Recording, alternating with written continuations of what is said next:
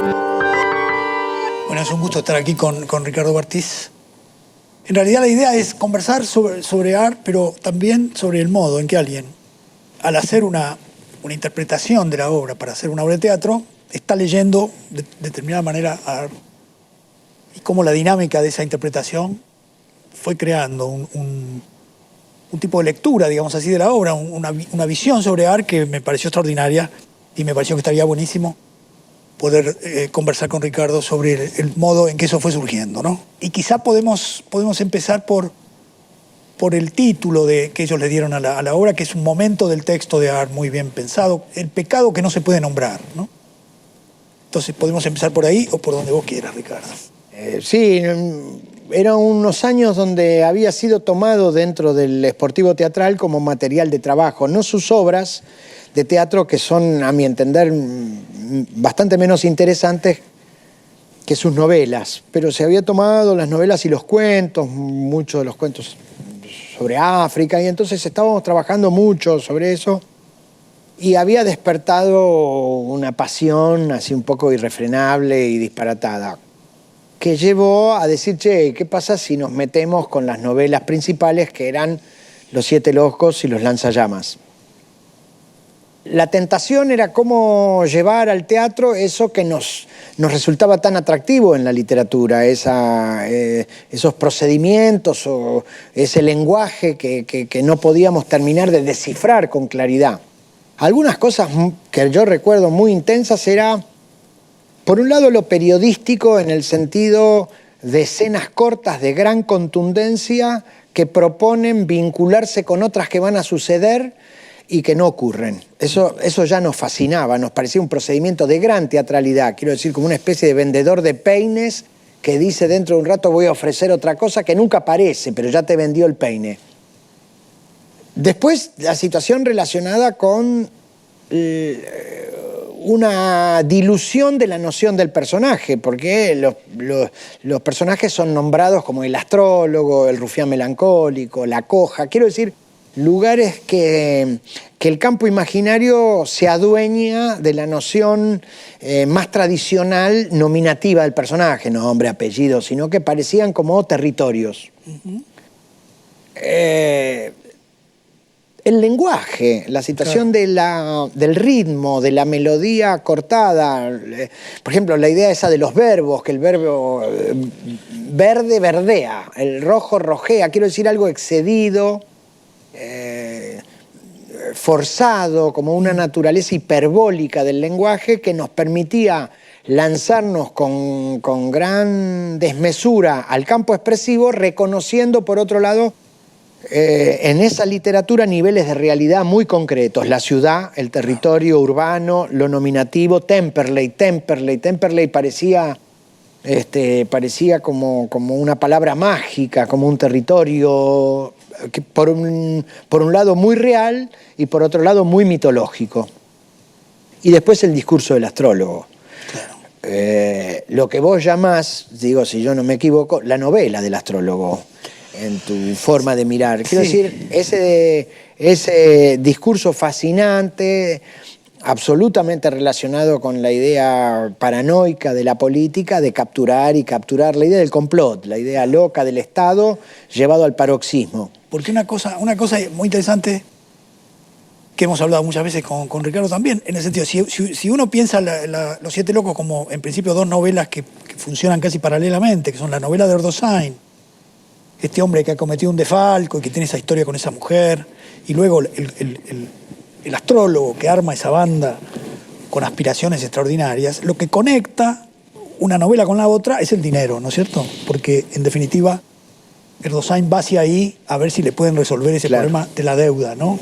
De lo que ha sustraído. Exacto, un dinero mal habido que se ha gastado en tonterías, pero donde ya hay un indicativo de que ese dinero está altamente erotizado porque es un dinero que no viene del trabajo, viene justamente de una sustracción, viene del robo, un robo menor. Digamos, él no es un ladrón, Erdoğan es alguien dominado por el dolor de la percepción de un mundo que le resulta inaprensible, que le resulta injusto. En ese sentido, como una especie de discurso preexistencialista. yo por supuesto que siempre lo digo desde algo como un poco neófito, de desconocimiento, pero a mí me parece extraordinario lo que hace Art. No puedo creer que el tipo anticipe el nazismo, el fascismo, que anticipe con ese discurso, que anticipe algo de los problemas vinculados a la idea del enfrentamiento que tiene el hombre con la pérdida de Dios, con la pérdida de los valores tradicionales, el trabajo, la familia, el matrimonio, la revolución social. Anticipa eso, la pérdida es muy previo a las caídas o las posibles lecturas de fracaso de ese territorio. Sí. Es muy cercano a la Revolución de Octubre y sin embargo los personajes están habitados por una conciencia irremediable que no hay salida social. Y a mí lo que me parece muy interesante en ese juego, ¿no? Porque bueno, ya sabemos, hay una idea de hacer una suerte de complot cuyo sentido no se termina nunca de saber, hay una idea a mí lo que me gusta mucho en el libro es colonizar cierta zona de la ciudad, que es Plaza de Mayo, digamos, que ellos hacen una serie de planes y de planos, incluso porque imaginan que ahí, si uno toma esa zona de la ciudad, podrá controlar la ciudad. Muy extraordinario eso.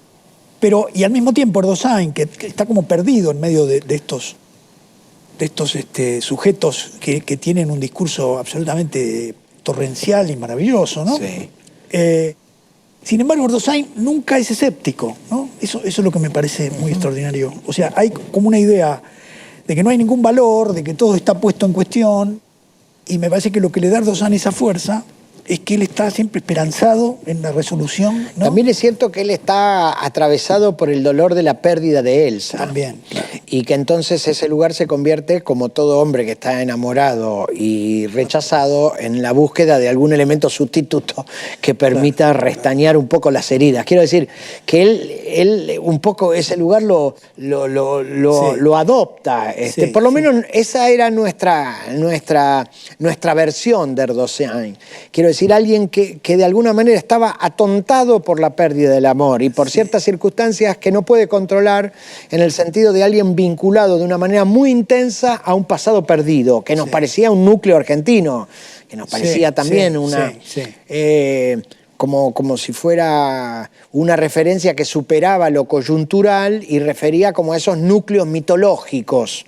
La máquina de hacer dinero, a nosotros nos había interesado mucho el disparate de armar unos prostíbulos donde las prostitutas ganaran dinero y ese dinero mandarlo para hacer el gafogeno, pero nos interesaba ese mecanismo y como había una línea temática relacionada con el hermafroditismo psíquico en la novela, eso dio pie a que nosotros pensáramos la hipótesis interna de estos tipos, que es nos prostituimos, nos convertimos en prostitutas de noche y de día somos los del complot. Quiero decir que ellos resolvían en sí mismos. Porque los personajes en la obra jugaban ese movimiento, ¿no? La fantasía de si no eran ellos los que se tenían que prostituir. Y ¿no? Entonces la máquina del dinero le pagaban, supuestamente se veía en escena, una especie de una circulación idiota del dinero, que siempre es idiota la circulación del dinero. Siempre, básicamente, requiere cierta idiotez para que esa situación esté altamente valorizada, ¿no? Entonces digo... La idiotez de creer en eso, ¿no? De creer en ese valor. Que en Art siempre está presente la idea de qué diferencia hay entre el dinero y el dinero falso. Claro. ¿Cuál es el acuerdo por el que ese tipo de papel es aceptado como tal y no el papel que nosotros podríamos hacer, ¿no? Sí, y que esa situación uno intuye que puede ampliarse a otras convenciones de la vida, de la realidad, ¿no? Por lo menos la actuación y por lo menos nosotros que nos dedicamos al teatro sabemos muy bien que de repente las convenciones vinculadas a las formas en el campo social, en el campo humano, están llenas de ficcionalidad, de formalismo, de convenciones donde todo el mundo, puede quedar preso en esa confusión. Después otra cosa que me acuerdo mucho que nos resultaba atractivo era ¿quién narra? Ajá. ¿Quién habla? ¿Es Erdogan? ¿Es alguien por afuera? Sí, en la novela... Se mueve. Sí, en la novela nosotros hicimos una referencia a la cuestión, porque es un momento muy, muy complejo del libro, ¿no? Porque la novela viene contada en tercera persona por un narrador que está por afuera y que entiende el funcionamiento interno de los personajes, sus pensamientos, y de pronto van apareciendo unas notas al pie de un comentador que va diciendo que vio un personaje que le contó una versión distinta a la que se está contando ahí. Por ejemplo, hay un momento que es un momento, ¿cómo decirlo?, emocionante, porque Ar no soporta lo que está pensando Erdoğan. Erdoğan está pensando que su mujer, que se fue con un capitán claro, sí, que se han acostado. Y que están entonces en la cama con ese capitán espantoso. Entonces él pone una nota y dice, no es verdad que ella se haya ido. Claro, curiosamente. Capitán, sino que está en un colegio de monjas. Sí, ella lo ha abandonado al capitán y se ha ido a internar. Se ha ido a internar. Entonces no soporta, el narrador no soporta que la idea de que esta mujer estaba ahí metida en un hotel con un militar, ¿no? Entonces pone la nota al pie y me pareció maravilloso. Sí, pero eso produce en alguien, sí, más ingenuo, digo, me refiero a mí, ingenuo en la lectura, la sensación de extrañamiento del habla, en el sentido de dónde se produce ese habla, quién me está hablando, claro. cuál es el lugar de la emisión de ese discurso. Y eso también generaba un elemento de enorme teatralidad. Sí. Voy a terminar con una anécdota que te va a encantar, seguramente, que el otro día me enteré. Ustedes vieron que la gran foto de Ar es la foto que está con el jopo, que le cae sobre la frente, ¿no? El pelo medio suelto. Y me contaron que fue a sacarse una foto y estaba muy engominado. Entonces la mujer le hizo un gesto así y le dijo, pero estás muy engominado. Y lo armó como el personaje, el ícono de la literatura argentina, ¿no? Siempre está muy atento a lo que sucede con sus compañeras aquí. Ricardo sí que le va a gustar esa historia. Sí, dejate que te tomen el jopo cada vez que haga falta. Por supuesto. Entonces la gran foto de Ar fue en realidad una contingencia y un gesto de construcción de un mito, porque esa cara con ese jopo acá es muy argentino, ¿no? Bueno, muchas gracias, Ricardo. No, gracias a ustedes. Gracias.